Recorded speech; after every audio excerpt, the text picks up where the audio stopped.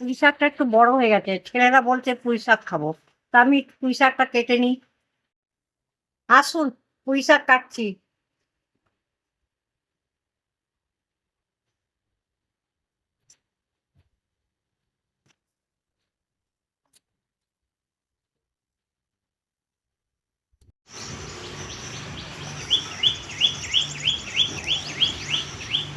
এটা সেই গাছ, মানে পুঁই শাকের, পুঁই শাক খেয়ে পরে আমরা এই যে, গোড়া লাগিয়েছিলাম।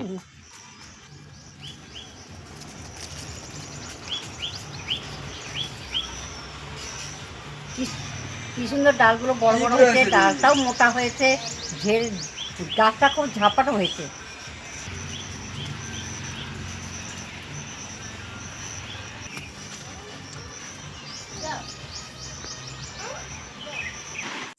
দেখুন কত পুঁই শাক কেটেছি, আবার ঘরেও আছে, আবার শঙ্কুর পৈতে মা আছে, পৈতে মাকে একটু রান্না করে দেবো, ওই জন্য একটু বেশি করে করবো। দেখলেন তো পুঁই শাক কত উঠেছে, আরও ঘরে রয়েছে। এই সব পুঁই শাক রান্না হবে, আর রান্না হবে মাছের মাথা দিয়ে। তো মাছের মাথা আনতে হবে এখন, আর কুমড়ো নাই ঘরে, কুমড়ো আনতে হবে। কুমড়ো না দিলে তো পুঁই শাক ভালো লাগবে না, তাই কুমড়ো আর মাছের মাথা একটা আমি এখন নিয়ে আসবো, বাজার যাবো। আর এই ম্যাডাম এখন আমাকে ধরেছে বাজার যাবে, সম্ভব না ওকে নিয়ে যাবো। এখন কি করে যে ভুলিয়ে রেখে যাবো আমি, এখন সেই চিন্তা করছি। দাও আর কুমড়ো, কুমড়ো দাও। নামাই দেবো না, ওটা দেখাতে পারছি না না, দাও যা আছে তাই দাও। একটা বড় কুমড়ো দাও, কুমড়ো। 10 টাকা ব্যাগটা কার কাছে?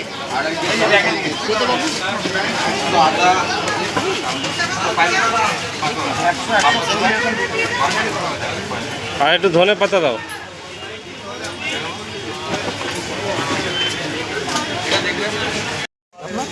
দেরি হবে দাদা, সামনের পর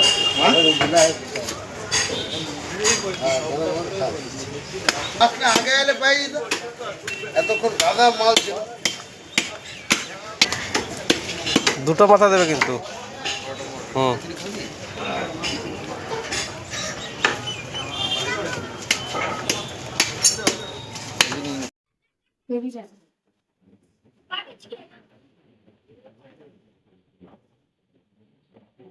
এটা ভালো করে ধুয়ে দে।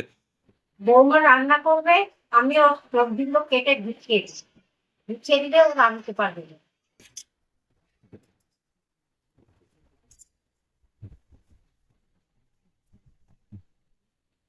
এদিকে সবজি কাটা শুরু হয়ে গেছে, এদিকে পাপ্পু মাছের মাথাগুলো ভালো করে ধুয়ে দিচ্ছে। পুঁই শাকই আছে এতটা, তারপর কুমড়ো আছে, মূলো আছে, আলু যাবে তোমার। বেগুন যাবে, ব্যাস অনেকটা হবে, আর অনেকটা না হলে আজকে হবেও না। তারপরে একটা কথা, আমার পক্ষে অনেকটা পরিমাণে হবে তো, আমার নাড়াটা খুব কষ্ট হবে, না, মায়ের হাতের জন্য প্রবলেম হয়, ওর জন্য এটা বৌদি রান্না করে দেবে। সেই জন্য আমি করবো না, বৌমা করবে। সকাল সকাল সবাইকে গুড মর্নিং। তো সব বাড়ির পুঁই শাক কেটে, সবজি কেটে সব রেডি করে দিয়েছে, আর আমি ধুয়ে রান্নার সব পরিষ্কার করে ধোয়াও হয়ে গেছে। আবার রান্নাঘরে চলে এসেছি রান্না করতে। কড়াই বসিয়ে দিচ্ছি, এবার আমি কড়াইয়ের মধ্যে সর্ষে তেল দেবো। তেলটা গরম হতে থাকুক, ততক্ষণে আমি মাছের মাথাতে নুন হলুদ মাখিয়ে নেব।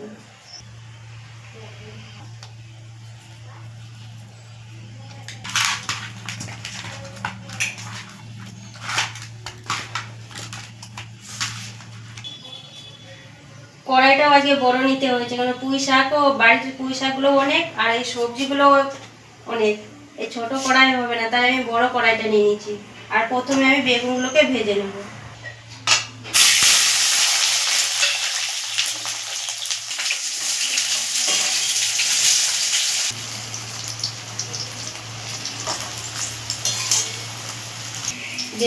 বেগুনগুলোকে ভেজে নিয়েছি, এবার আমি তুলে নেব।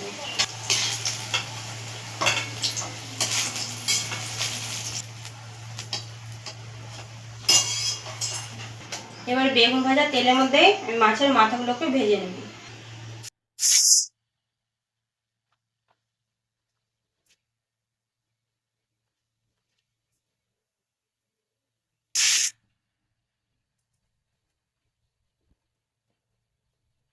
মাছের মাথাগুলো ভাজা হয়ে গেছে, তুলে নেবো, আর বাকি মাথাগুলো আমি এভাবে ভেজে নেব।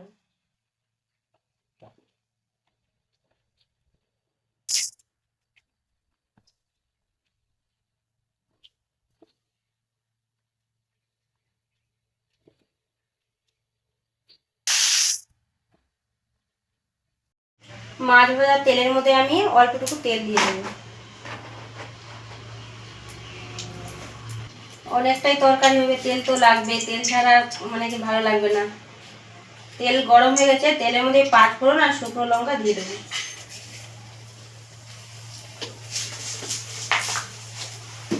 আমি মশলা পেস্ট করে রেখেছি, জিরে, কাঁচা লঙ্কা আর আদা বাটা আছে, সব পেস্ট করে রেখেছি। আমি মশলাটাকে হালকা করে কষিয়ে নেবো আগে। আমি যেহেতু পুঁই শাকের মধ্যে আমি মাছের মাথা দিয়ে করছি, আর এই মশলাটা দিলে খেতে আরো সুন্দর লাগবে।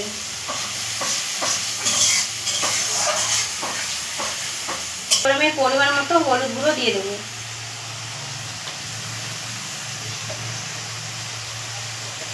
পরিমাণ মতো নুন দিয়ে দেবো।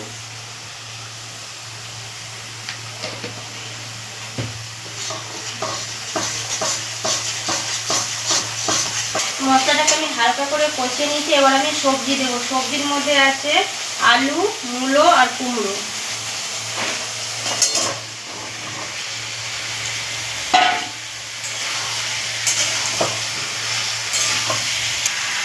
পুঁই শাকটা আমি এখনই দিয়ে দেবো সবজির সঙ্গে, কারণ সবজির সঙ্গে না দিলে ডাঁটাগুলো সিদ্ধ হবে না, তাই আমি একসঙ্গেই দিয়ে দেবো।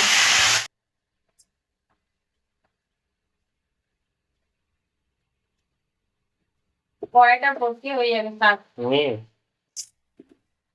এখন ভর্তি হয়ে যাবে, কিছুক্ষণ পরে দেখবে গলে গেছে, অর্ধেক করা হয়ে গেছে।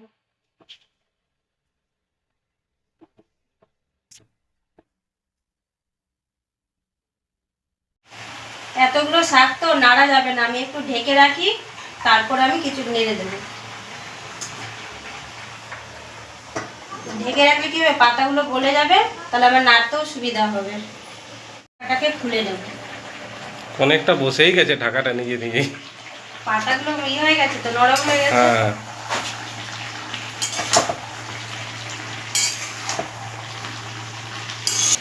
এবার আমি ভেজে রাখা মাছের মাথাগুলো দিয়ে দেবো প্রত্যেকে।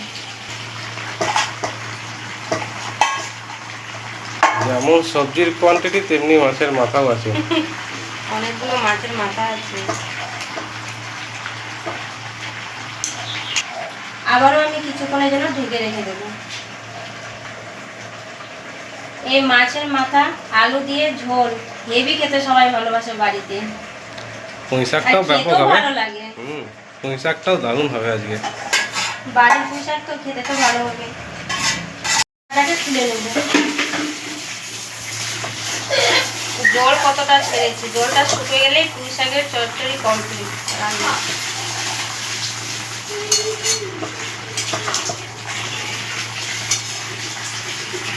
এবার ভেজে রাখা বেগুনগুলো দিয়ে দেবো।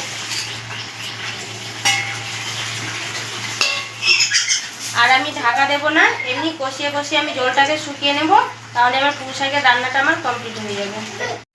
জলটা তো শুকিয়ে আসছে, এবার আমি স্বাদ মতো মিষ্টিটাকে দিয়ে দেবো।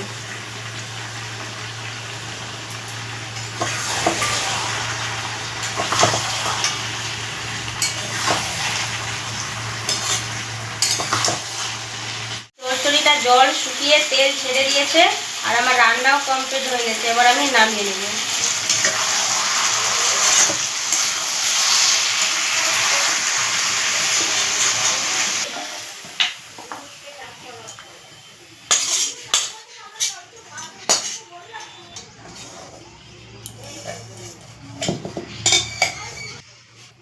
আমাদের রান্নাগুলো যদি আপনাদের কাছে ভালো লেগে থাকে, অবশ্যই লাইক, কমেন্ট, শেয়ার করবেন, আর সাবস্ক্রাইবটা অবশ্যই করবেন। ভালো থাকবেন, সুস্থ থাকবেন, দেখা হচ্ছে আবার পরের দিনে।